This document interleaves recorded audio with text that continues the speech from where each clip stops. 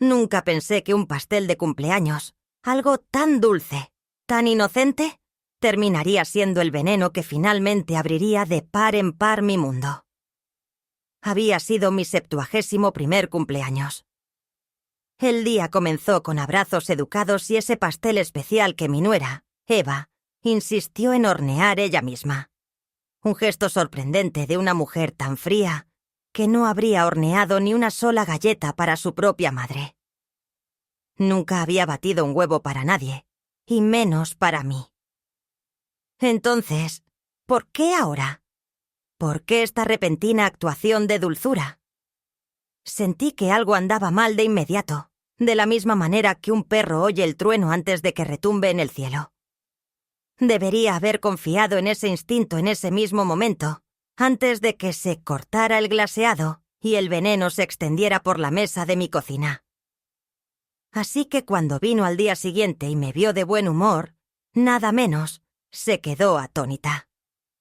Las únicas palabras que pudo pronunciar fueron: ¿Te comiste el pastel? Yo acababa de decírselo. «Oh, le di tu pastel especial a tu madre en su lugar», dije dulcemente, como si simplemente estuviera mencionando que había regado sus plantas o alimentado a su gato, solo para ver su reacción. Y entonces lo vi. La taza de té en su mano tembló antes de hacerse añicos en el suelo de baldosas, los trozos rebotando y esparciéndose como pequeños testigos gritando. No me inmuté. Ni siquiera respiré. Porque en ese momento yo no era su suegra ni una anciana frágil que podía descartar con una sonrisa tensa. Yo era el espejo en el que había tenido terror de mirarse. Lo vi. El destello de puro terror en sus ojos, agudo y real, como una aguja deslizándose bajo la piel. Y en esa fracción de segundo, lo entendí todo. Las repentinas visitas matutinas, los ojos cuidadosos y vigilantes en la cena, el pastel especial que insistió en hornear ella misma. Me pareció extraño entonces. Pensé que solo estaba tratando de superar los pasteles comprados en la tienda que siempre había preferido. Pero ese fue el momento en que todo cambió. El momento en que la niebla se disipó y las historias que me contaba a mí misma, sobre la familia, sobre la lealtad, sobre el amor, se evaporaron como el vapor de una tetera dejada demasiado tiempo en el fuego. Vi a Eva por quien realmente era. No solo manipuladora, sino peligrosa. Del tipo de peligro que viste vestidos educados y fuerza sonrisas dulces en las fotos familiares. Del tipo que preguntaba si necesitaba ayuda con mis pastillas, siempre en el momento justo. La miré fijamente, mi corazón latiendo tan fuerte que parecía resonar en las paredes. Esperé a que dijera algo, que se defendiera, que torciera los labios en esa cara de lástima practicada. Pero no lo hizo. Simplemente se quedó allí, pálida y temblorosa, sus manos suspendidas en el aire, como si pudiera atrapar los pedazos de su plan antes de que cayeran al suelo. Y en esa quietud me di cuenta de que esto no era solo un pastel. Era el comienzo de una guerra. Justo ayer, me sentía la mujer más afortunada del mundo. Era mi 71 cumpleaños. Y la casa estaba viva con risas y voces que entraban y salían de la cocina, como un cálido aire de verano. Globos en azules y rosas pálidos danzaban suavemente sobre la chimenea, y la mesa del comedor estaba cubierta de tarjetas. Cada una garabateada con un «Te queremos, abuela» o «La mejor suegra del mundo». Mentiras disfrazadas con tinta brillante. Me senté en mi sillón favorito, el que Carlos solía llamar mi trono, observando a mi hijo colgar una guirnalda torcidamente mientras mis nietos se perseguían por el pasillo. Eva se movía con esa eficiencia grácil que llevaba como una segunda piel. Rellenaba vasos, ofrecía aperitivos, posaba para fotos que luego usaría para recordar a todos la familia perfecta que había construido. Ese día me sentí rodeada de calidez, envuelva en una mentira tan espesa que casi la confundí con amor. Eva insistió en hornear mi pastel de cumpleaños ella misma este año. Lo dijo tan dulcemente, como si fuera un pequeño regalo que quería darme, su voz goteando orgullo. «Los pasteles comprados en la tienda son tan secos, mamá. Déjame hacerte algo especial, algo lleno de amor». Al principio me lo tomé a broma. Siempre pedía mis pasteles en esa pequeña pastelería francesa del centro, la de las cajas de colores pastel y los cuidadosos lazos de cinta. Pero Eva siguió insistiendo. Me mostró impresiones de recetas, nuevas técnicas de glaseado, fotos de pasteles elaborados que afirmaba poder recrear fácilmente. Intenté protestar, pero inclinó la cabeza y me tocó el brazo de esa manera suave e insistente. No quería herir sus sentimientos, así que dije que sí. Cuando lo trajo, con las velas parpadeando y el glaseado brillando bajo las luces del comedor, todos aplaudieron y vitorearon. Sonreí para las fotos. Dejé que los nietos pelearan por quién se llevaba los trozos de las esquinas con más glaseado. Pero por dentro, algo se retorció. Mientras me inclinaba para soplar las velas, sentí sus ojos taladrándome, agudos e inflexibles. No miró a los nietos que gritaban alrededor de la mesa. No miró a mi hijo sirviendo champán ni a los globos que flotaban sobre nuestras cabezas. No, sus ojos permanecieron fijos en mí. Sentí un escalofrío entonces, como una corriente de aire frío recorriendo mi cuello. Lo ignoré. Me dije que estaba siendo dramática, que solo era el peso de la edad metiéndose de nuevo en mis huesos. Más tarde, mientras cortaba trozos para los niños, la sorprendí observándome desde el umbral de la cocina. Tenía las manos tan apretadas que sus nudillos se habían vuelto blancos. Saltó cuando le ofrecí un trozo, tartamudeando que ya había comido demasiada masa y que pasaría.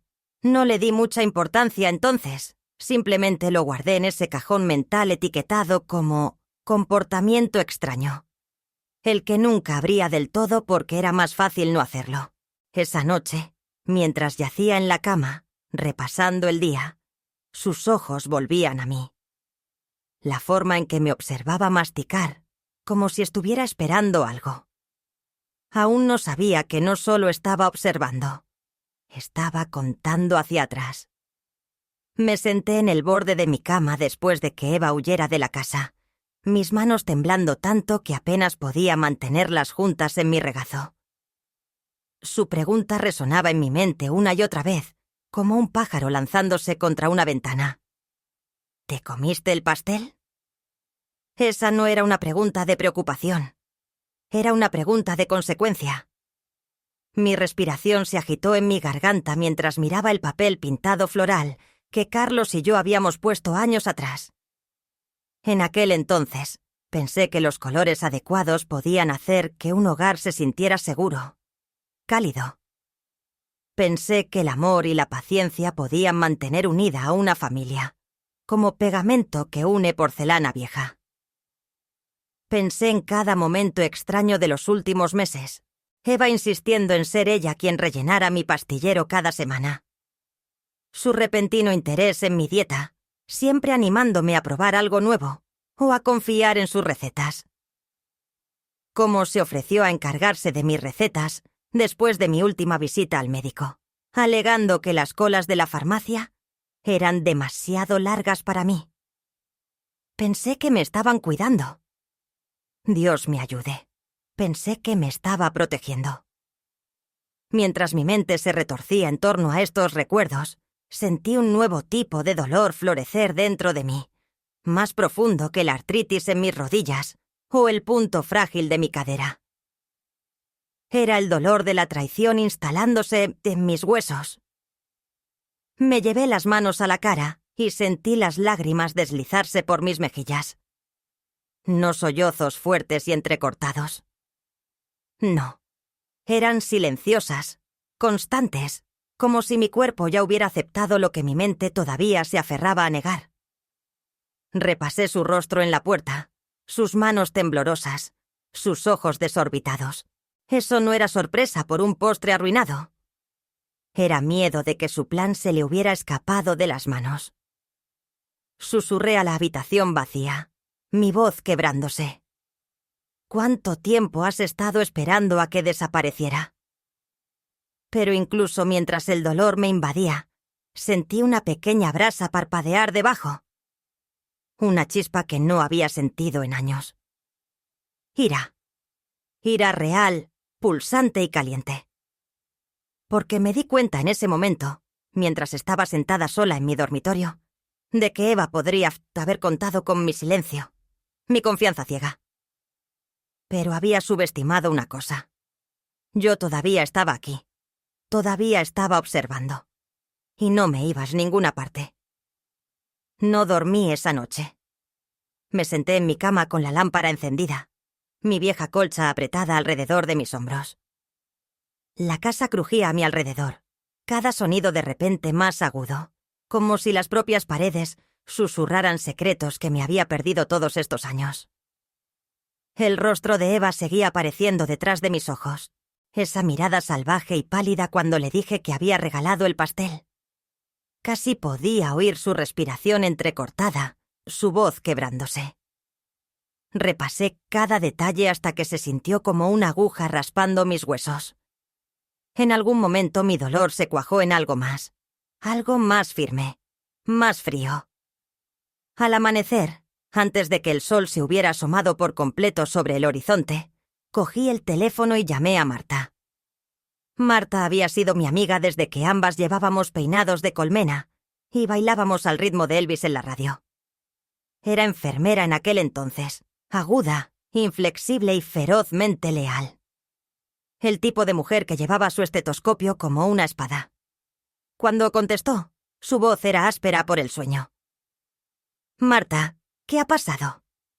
No perdí el tiempo. Le conté todo. El pastel, el pánico de Eva, el extraño comportamiento con mis pastillas. Mi voz tembló al principio, pero las palabras salieron a borbotones, cada confesión ardiendo más que la anterior. Hubo un largo silencio cuando terminé. Podía oír su respiración, profunda y controlada, como siempre hacía antes de dar malas noticias a un paciente. «Consígueme un trozo de ese pastel», dijo finalmente, su voz de acero. «Voy para allá». En menos de una hora, Marta estaba en mi cocina, todavía con su bata de casa floreada y el pelo recogido desordenadamente. No me abrazó ni me calló. No me dijo que estaba exagerando. En su lugar, se puso unos guantes que sacó de su bolso. «Siempre llevo un par, por si acaso», afirmaba, y con cuidado metió una porción de pastel en una bolsa con cierre hermético. «Conozco a alguien que todavía trabaja en el antiguo laboratorio», dijo, sus ojos mirando hacia la puerta como si Eva pudiera irrumpir en cualquier momento. «Haré que le hagan pruebas, discretamente, sin preguntas, sin registros a tu nombre». Asentí, sintiendo que el peso en mi pecho se aliviaba, solo un poco. Después de empaquetar la muestra, me miró directamente a los ojos y dijo: «Esto no es solo por un pastel, Marta. Esto es por el control. Te ha estado preparando poco a poco. Necesitamos ir 2 pasos por delante».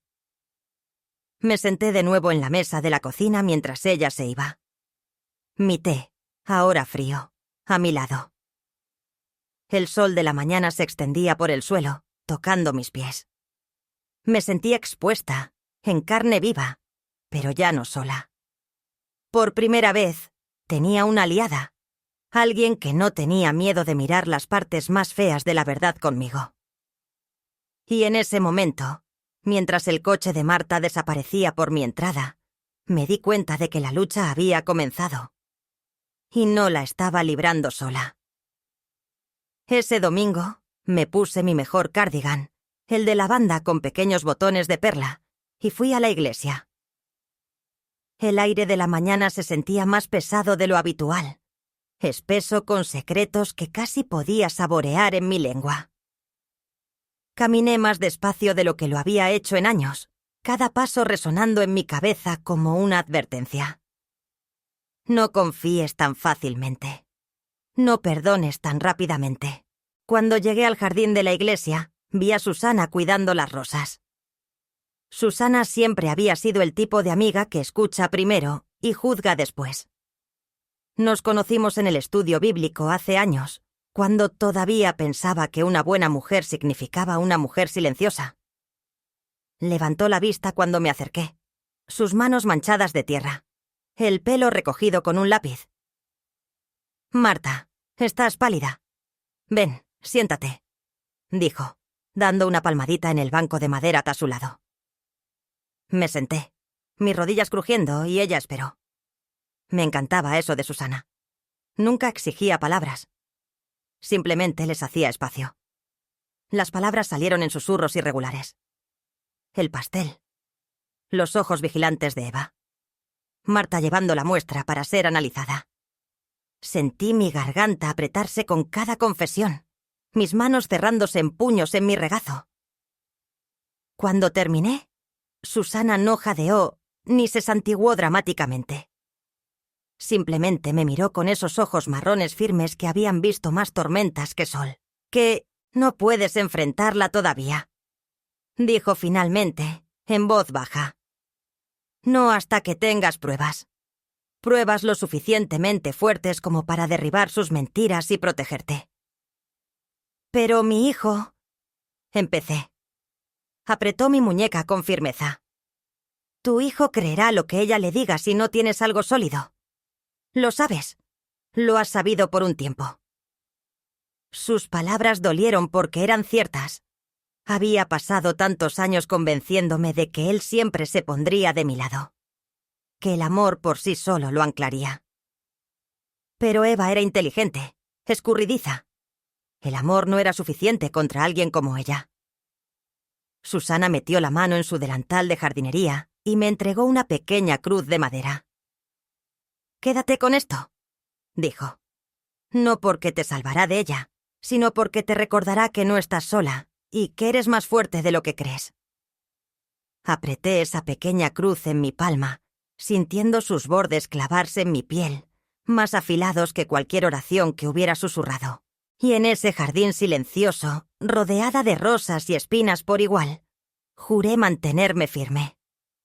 Cuando llegué a casa de la iglesia esa tarde, fui directamente a mi pequeño despacho. Una habitación polvorienta en la que no había puesto un pie en meses.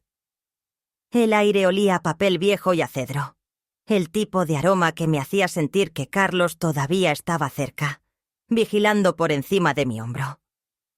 Abrí el cajón inferior de mi viejo archivador de roble y saqué la pesada carpeta marrón que él y yo habíamos preparado después de su primer derrame cerebral. Recuerdo el día que la montamos. Las manos de Carlos temblaban al firmar cada página, pero sus ojos eran claros, decididos. «Protégete, Martita», había susurrado. «La gente cambia cuando huele a dinero, incluso la familia». No le creí entonces. Pensé que el amor era más fuerte que la codicia, que la familia siempre volvía a unirse al final. Dios, qué ingenua era. Hojeé las páginas ahora, el sonido de cada funda de plástico cortando el silencio. Escrituras de propiedad, pólizas de seguro, extractos bancarios, copias de mi testamento. Una nota de Carlos con su letra pulcra y cuidadosa. «Nunca entregues los originales. Guarda copias seguras». Tracé mis dedos sobre su escritura, sintiendo un ardor caliente en la parte posterior de mis ojos. Pero no dejé que las lágrimas cayeran. No hoy. Saqué todo lo que pensé que podría necesitar. Los documentos originales del fideicomiso, una lista de mis horarios de medicación, notas sobre los beneficiarios de mi seguro. Hice montones por el suelo como un general planeando una guerra. Porque eso es lo que era ahora, una guerra silenciosa e invisible. También encontré la vieja llave de la caja fuerte, pegada en la parte posterior de la foto de pesca favorita de Carlos. Dentro de esa caja fuerte, escondida detrás del broche de perlas de mi madre, había una carpeta etiquetada simplemente «Contingencias». Contenía copias de cada movimiento financiero importante que había hecho desde que Carlos falleció. Me senté sobre mis talones, respirando con dificultad, mis articulaciones gritando en protesta. Pero debajo del dolor, sentí algo más zumbando, una sensación de resolución que no había tocado en años. Eva pensaba que era la única que podía planear en la oscuridad, pero se olvidó. Estuve casada con un hombre que me enseñó a pensar 5 movimientos por delante. No solo estaba reuniendo papeles, estaba reuniendo mi poder. Unos días después de la crisis de Eva en mi cocina, la invité a pasar con el pretexto de discutir su próxima fiesta de aniversario. Llegó tratando de parecer serena, con el pelo alisado, un nuevo vestido floral que no había visto antes. Pero pude ver las grietas detrás de sus ojos, el nerviosismo en sus dedos mientras dejaba su bolso. Nos sentamos en el solarium, la suave luz de la tarde pintando su rostro con demasiada honestidad. Habló demasiado y demasiado rápido. Centros de mesa, recuerdos de fiesta, el cóctel de autor que quería servir. Escuché en silencio, dejando que sus palabras llenaran la habitación como un perfume barato. Cuando finalmente hizo una pausa para beber su té, dejé mi taza y crucé las manos en mi regazo. «¿Sabes?», dije suavemente. «Sigo pensando en ese pastel». Sus hombros se sacudieron ligeramente. Intentó recuperarse, forzando una sonrisa brillante y demasiado amplia. «Oh, ¿qué pasa con él?». Me incliné hacia adelante lo suficiente como para que tuviera que mirarme a los ojos. «La forma en que me preguntaste esa mañana, como si tu vida dependiera de si lo comía». Su risa se resquebrajó, frágil como porcelana vieja. «Te dije que fue solo un tonto malentendido. No quería que lo compartieras. Eso es todo». Sostuve su mirada, firme e inquebrantable. Se sintió como algo más que eso. Casi como si tuvieras miedo de que algo saliera mal si terminaba en manos de otra persona. Un fino temblor recorrió sus manos. Las puso en su regazo, apretando los dedos hasta que sus nudillos se pusieron pálidos. Intentó volver a hablar de la fiesta, pero su voz vaciló, tropezando con las palabras. Me recliné, dejando que el silencio se extendiera entre nosotras como una cuerda floja. Verla retorcerse se sintió como ver las malas hierbas marchitarse bajo el sol caliente. No la acusé directamente. Aún no. No tenía los resultados de las pruebas de Marta en mis manos. Pero en ese momento supe que no necesitaba su confesión. Ya me lo había dicho todo en esa primera mirada congelada. En cada aliento de pánico, en cada sonrisa forzada desde entonces. Y mientras buscaba a tientas su bolso para irse, supe que se estaba desmoronando, hilo por hilo tembloroso. Eva no se quedó mucho tiempo después de eso. Salió corriendo de mi solarium en una tormenta de sollozos y excusas a medio formar, dejando los bollos de limón sin tocar y su té todavía humeante sobre la mesa. Me senté allí por un momento, mirando las gotas en el mantel de encaje, sintiendo el vacío resonar a mi alrededor como un tambor hueco. Entonces lo oí, mi teléfono zumbando furiosamente sobre el mostrador. Era mi hijo. Antes de que pudiera decir hola, su voz tronó a través de la línea. «Mamá, ¿qué demonios le dijiste a Eva? Acaba de llamarme llorando. Dice que la acusaste de cosas terribles. ¿Estás perdiendo la cabeza?». Las palabras golpearon más fuerte de lo que esperaba, como una bofetada que debería haber visto venir. «David». Empecé suavemente, pero no me dejó hablar. «Ha sido nada más que buena contigo. Siempre has sido difícil, pero esto es una locura. Necesitas ayuda. Estás inventando historias y volviéndote contra tu familia». Mi garganta se cerró alrededor de sus palabras. Por un momento, pensé que podría dejar caer el teléfono. Presioné mi mano libre contra mi pecho para calmar los latidos. «David, escúchame». «No», espetó. Escúchame tú. Si sigues así, vamos a tener que reconsiderar cuán seguro es que vivas sola. Tal vez sea hora de mirar residencias de ancianos. Claramente no estás pensando con claridad. Abrí la boca, pero no salió ningún sonido. Oí la voz ahogada de Eva de fondo, sollozando, tejiendo su historia como una araña teje su seda. Colgó antes de que pudiera responder. Me quedé en la cocina. El silencio rugiendo más fuerte que cualquier discusión que hubiéramos tenido. Miré por la ventana los rosales que Carlos plantó. Los pétalos ahora marchitos y caídos por el calor del verano. Quería gritar, lanzar el teléfono al otro lado de la habitación, hacer añicos cada mentira que me habían contado. Pero no lo hice. Simplemente me quedé allí, sintiendo el viejo y familiar dolor florecer en mis huesos. Durante años me había dicho a mí misma que el amor era suficiente para mantenerlo atado a mí. Que no importaba cuán lejos se desviara, encontraría el camino de regreso. Pero en ese momento, con la pantalla de mi teléfono todavía iluminada en mi mano temblorosa, me di cuenta de algo devastadoramente simple. Ya se había ido. Esa noche, me senté en mi dormitorio con la lluvia golpeando la ventana como pequeños dedos, cada gota resonando la misma pregunta en mi cabeza. ¿Y si tienen razón? Miré el suave resplandor de mi lámpara de noche, viendo las sombras danzar en la pared. Mi mente daba vueltas, reproduciendo la voz de David, aguda, decepcionada, tan segura de mi desmoronamiento. Casi podía verlo paseando por su sala de estar, a Eva acurrucada en el sofá, secándose los ojos mientras le susurraba veneno al oído. «Estás perdiendo la cabeza, necesitas ayuda, estás inventando historias». Las palabras se clavaron en mi piel, en cada lugar suave que había protegido. Pensé en cada vez que olvidé dónde dejé mis gafas de leer, cada vez que tropecé con una palabra en una frase, los pequeños y normales deslices de la edad que ahora se sentían como balas cargadas apuntándome. Me volví hacia el tocador. Mis ojos se posaron en una foto de David de niño, sonriendo ampliamente, con 2 dientes delanteros menos, el glaseado manchado en sus mejillas de su pastel de 5º cumpleaños.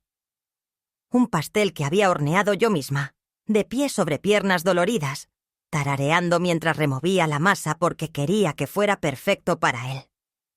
¿Cuándo desapareció ese niño? ¿Cuándo sus ojos se apartaron de mí? ¿Su corazón se endureció en algo que no podía tocar? Presioné la palma de mi mano contra mi pecho, tratando de calmar los latidos. Me sentí tan sola en ese momento. Casi me quitó el aliento. ¿Realmente lo estoy perdiendo? Drenia susurré en la habitación. Las paredes no respondieron. Quería creer tan desesperadamente que todo esto era un horrible malentendido. Que Eva no lo había dicho en serio. Que David volvería a casa mañana y me abrazaría, y diría que lo sentía. Pero en el fondo, debajo de la duda y el dolor, había un conocimiento silencioso, una voz pequeña e inquebrantable que se negaba a apagarse por completo. Confía en lo que viste. Confía en lo que sentiste. Cerré los ojos y dejé que la lluvia me arrullara. Cada gota, un recordatorio de que incluso en esta duda oscura y resonante, yo todavía estaba aquí, todavía respirando, y tal vez, solo tal vez, no tan sola como querían que creyera. A la mañana siguiente me desperté con el sonido del teléfono sonando. Mi corazón dio un vuelco antes de que siquiera lo alcanzara, preparándome para la voz de David. Otra andanada de acusaciones. Pero no era él. Era Marta. «Marta», dijo, su voz baja y urgente. «Tengo los resultados. Contuve la respiración tanto tiempo que sentí que las paredes podrían derrumbarse a mi alrededor». «Es real», continuó. El pastel estaba mezclado con sedantes, de los fuertes, del tipo que podría dejarte inconsciente, especialmente a tu edad con tus medicamentos. Tenías razón. Siempre tuviste razón. No me di cuenta de que estaba llorando hasta que una lágrima caliente salpicó mi mano. Mis rodillas flaquearon y me senté con fuerza en el borde de la cama. Mis dedos se apretaron tanto alrededor del auricular que pensé que podría romperse. Todas las dudas que me habían arañado en la oscuridad se dispersaron como ratones asustados. Cada susurro nocturno, cada sonrisa tensa de Eva, cada vez que David descartaba mis preocupaciones como exageraciones, todo se convirtió en cenizas. Marta siguió hablando, diciéndome que tenía copias del informe del laboratorio, que vendría de inmediato. Pero apenas la oí. Estaba en otro lugar, de vuelta en la cocina, los ojos de Eva desorbitados y huecos al darse cuenta de que su plan se le había escapado de las manos. Podía ver su máscara caer por completo ahora, ver a la pequeña y venenosa criatura detrás de esos rizos perfectamente arreglados y blusas de diseñador. Me senté allí durante lo que parecieron horas, el auricular en silencio, mis lágrimas secándose en rastros apretados en mis mejillas.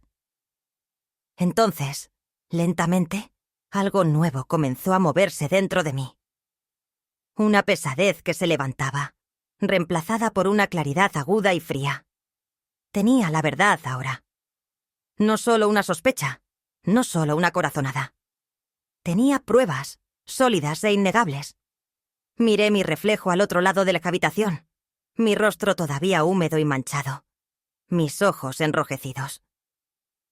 «Eres más fuerte de lo que ella nunca supo», le susurré a esa anciana cansada que me devolvía la mirada.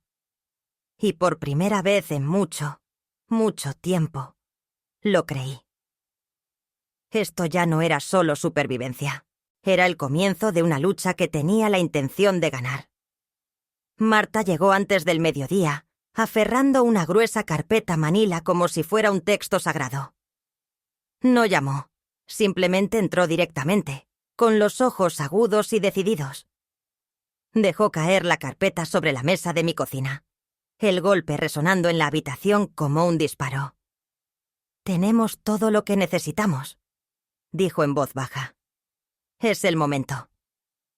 Pasé mis dedos sobre la carpeta, sintiendo su peso. Dentro, los resultados del laboratorio, copias de mis registros médicos, las notas manuscritas de Marta, fotos de la porción de pastel. Pruebas, innegables y frías. Sentí mi corazón latir con fuerza, no con miedo, sino con algo más firme. Una sensación de propósito que no había sentido desde que Carlos y yo luchamos por salvar la casa todos esos años atrás. «Convocaremos una reunión familiar», dije finalmente, sorprendiéndome incluso a mí misma de lo tranquila que sonaba. Marta asintió, con la mandíbula apretada. «Estaré aquí, por si acaso». Esa tarde llamé a David. Mi voz era uniforme, casi amable. «Necesito que tú y Eva paséis por aquí. Traed a los niños también. Necesitamos hablar». Llegaron justo antes de la cena. Los ojos de Eva se movían por todas partes menos hacia los míos. David parecía cauteloso, como un hombre entrando en una habitación que ya sabe que está en llamas. Los nietos se aferraban el uno al otro, sintiendo que algo andaba mal, aunque no lo entendieran. Los conduje al salón, donde había dispuesto los documentos sobre la mesa de centro. Mi testamento, las actualizaciones del fideicomiso y copias de las pruebas. Una pequeña pila de fotografías de mis nietos estaba a su lado. Un recordatorio de lo que más me importaba. Me paré frente a la chimenea, con la espalda recta. «Sé lo del pastel», dije, mi voz cortando la habitación como una cuchilla. «Lo sé todo». El rostro de Eva se descompuso, su boca abriéndose y cerrándose sin sonido. David comenzó a hablar, pero levanté una mano. «Ahórratelo. Tengo pruebas. Marta las tiene. La policía también puede tenerlas, si así lo decido». Cogí el documento final, mi testamento actualizado, y miré directamente a Eva. «A partir de este momento, mi herencia irá directamente a los nietos. Ni un céntimo para ti. Mi voz tembló solo una vez, cuando miré a David. Te quise más que a nada, pero dejaste que esto sucediera. El silencio que siguió fue pesado, eléctrico, y por primera vez en esa casa me sentí más alta que todos ellos. El rostro de David adquirió un color que nunca antes había visto, entre ceniza y carmesí. Miró de mí a Eva, y luego de nuevo a los papeles esparcidos por la mesa, como si intentara leerlos en un idioma que ya no entendía. Mis nietos se sentaron acurrucados en el sofá, con los ojos muy abiertos y húmedos, sus pequeñas manos retorciéndose en nudos nerviosos. La mayor, Lía, me miró con la misma seriedad que David solía tener de niño, antes de que el mundo le enseñara a mirar más allá de mí. Eva se arrodilló, sus manos arañando el dobladillo de mi falda. Su rímel se corría por sus mejillas, su boca torcida en algo grotesco y desesperado.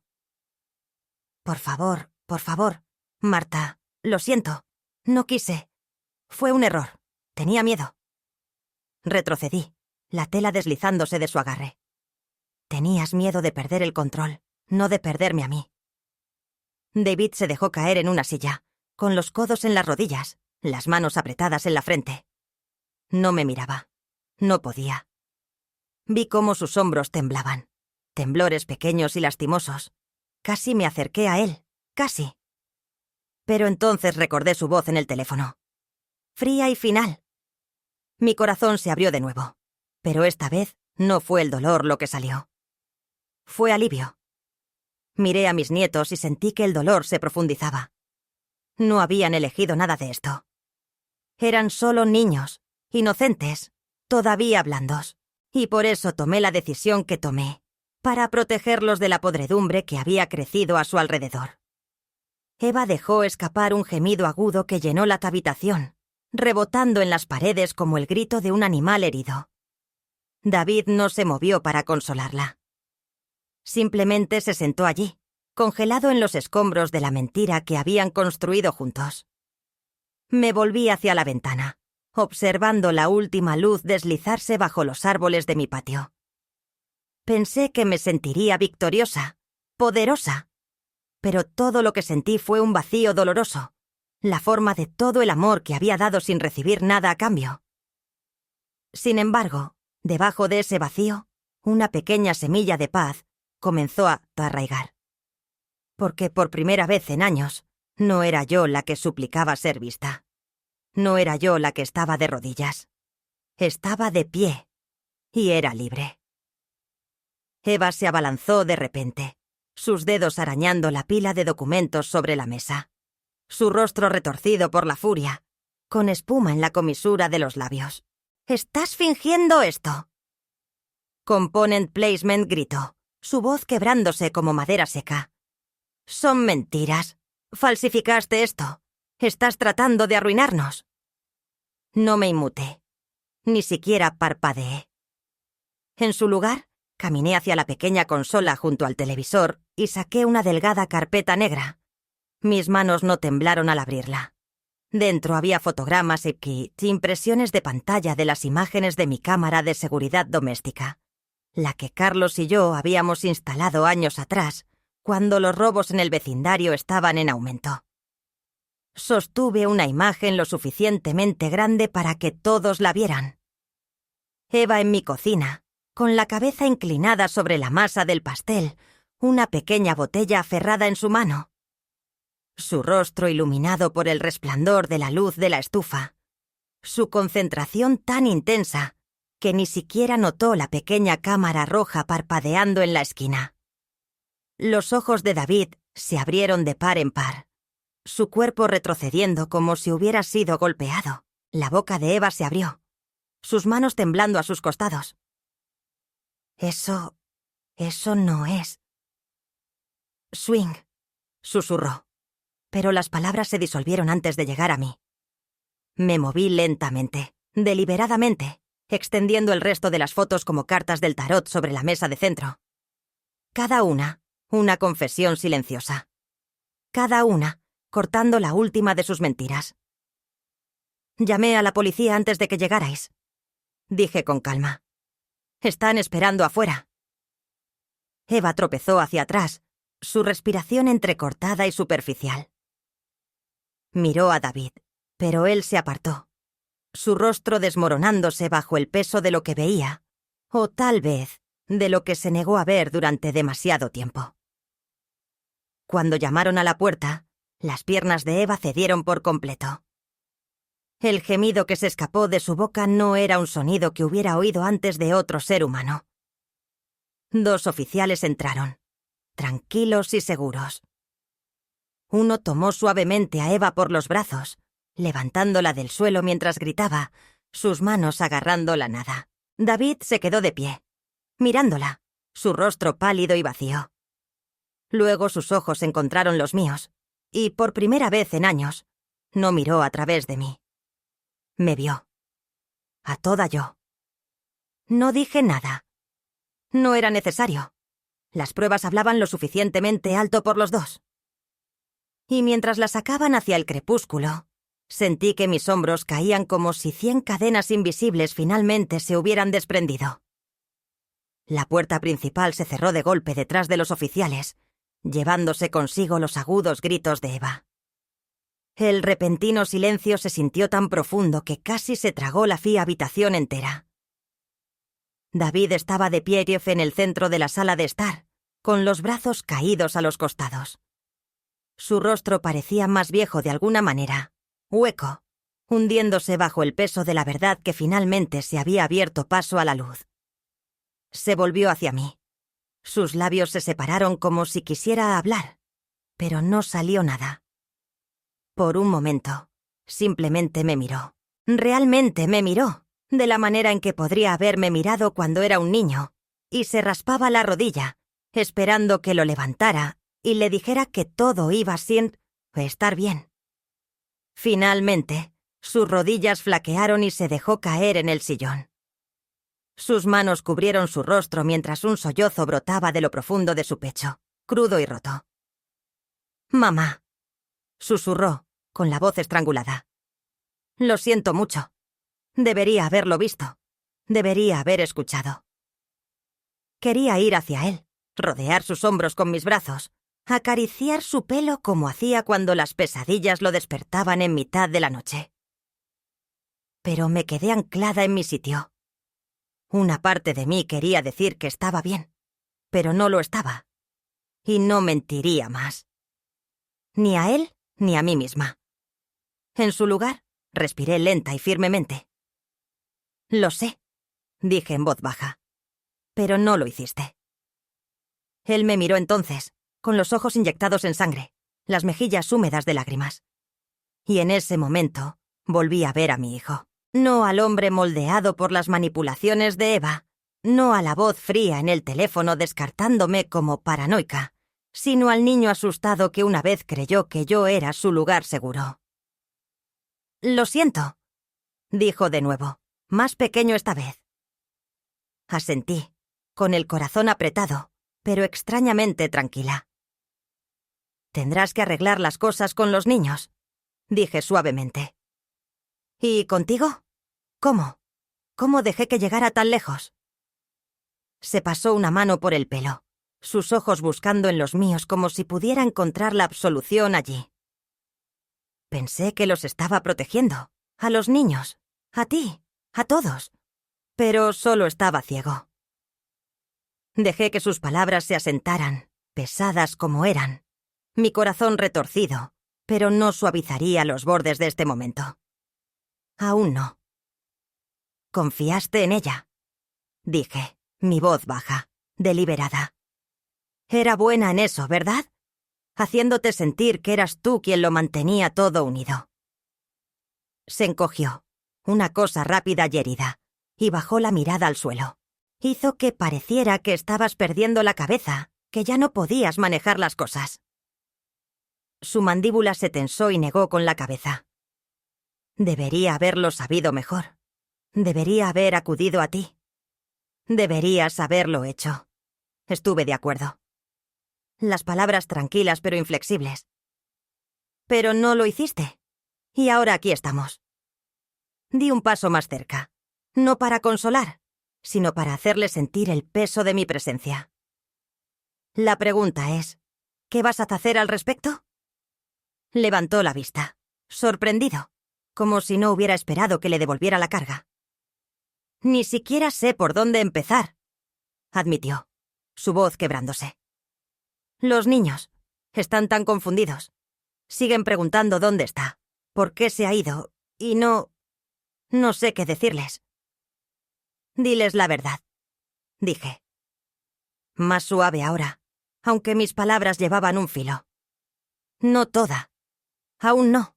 Son demasiado jóvenes para toda la historia. Pero lo suficiente para que sepan que no te estás escondiendo de ellos. Se merecen eso. Él asintió, lento e incierto, sus manos apretándose en puños a sus costados. ¿Y tú? Component Placement preguntó, casi en un susurro. ¿Qué hago para arreglar esto contigo? Dejé la pregunta en el aire, estudiándolo, al hombre en que se había convertido, al niño que había sido.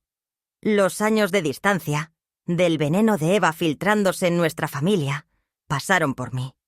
Pero también el recuerdo de su pequeña mano en la mía, su risa en el patio trasero, la forma en que una vez me miró como si yo tuviera todas las respuestas. «Empiezas por ser honesto», dije finalmente. «Conmigo, con los niños, contigo mismo. No más excusas, no más dejar que otra persona tire de tus hilos». Hice una pausa. Mi garganta se apretó. «Y nunca más me hagas sentir como una extraña en mi propia familia». Sus ojos se llenaron de lágrimas y dio un paso tembloroso hacia mí. «No lo haré», dijo, con la voz cruda. «Te lo juro, mamá, no lo haré». Sostuve su mirada, buscando la verdad en ella. Y quizás la sexta. O quizás solo quería verla. De cualquier manera, algo en mí se ablandó. Solo una fracción. «Entonces, demuéstralo», dije en voz baja. «Empezando ahora». La habitación volvió a quedar en silencio, salvo por el débil zumbido del mundo exterior. Sentí esa frágil libertad agitarse de nuevo, más fuerte esta vez, pero mezclada con algo nuevo. Esperanza, tal vez, o el fantasma de ella. Pero mientras lo miraba, me pregunté si podría soportar el peso de lo que venía después.